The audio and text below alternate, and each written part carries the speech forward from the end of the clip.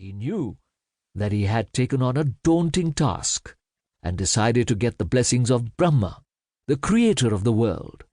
Vyas prayed to Brahma to grant him the strength and talent to record the story of the Mahabharata. Brahma appeared before Vyas and blessed him. "But how can I tell this great tale alone, without any help or support?" Vyas wondered aloud, still a little discouraged by the difficulty of the undertaking. Brahma, who knew of events past and present and those yet to come, nodded wisely. "Ganesh, the elephant god, is famous for his learning and memory," he said. "Pray to Ganapati Ganesh. He alone can help you." So Vyas prayed again, and as Brahma had promised, the elephant-headed god appeared before him. "I will help you, O sage," Ganesh replied to Vyasa's request, "but on one condition. I insist that my pen must not stop even for a moment while I write down the Jai, the song of victory. You must not halt or pause when telling the tale, and I too will write it down in one continuous flow." Vyas thought for a while.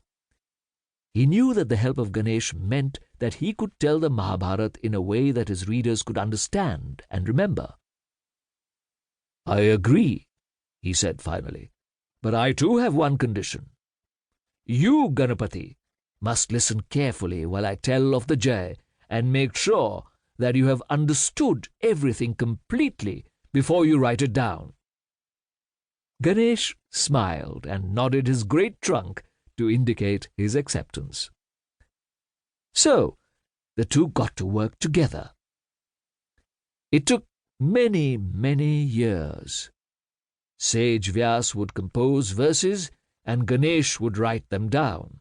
Day and night they sang and wrote the Jai, until finally it was done and ready, told for all time. But the thing about stories is that they are never finally told. They are always retold and rewritten in new tongues, new languages, for new times, even as I am telling it to you now. Just so, Narad, the messenger of the gods, recited the song of victory to all the great immortals in heaven and earth who had not heard it before. Shuk, son of Vyas, sang it to the sprites and spirits and demons, the Gandharvas, the Yakshas and Rakshasas, who inhabited the different worlds and dimensions. The story was also told to Vaishampayan, who was a student and disciple of Vyas.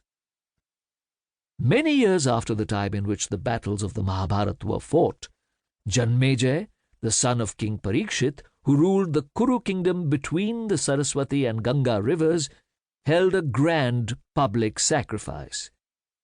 Here, amidst the chanting of prayers, the story of his ancestors was told all over again by Vaishampayan. In the audience, listening intensely, was a young storyteller named Sut.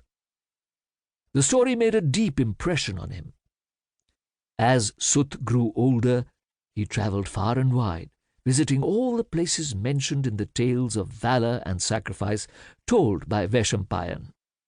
He saw for himself the mountains and rivers, the battlefields and sacred places, and he pictured in his mind how things had been so many, many years ago.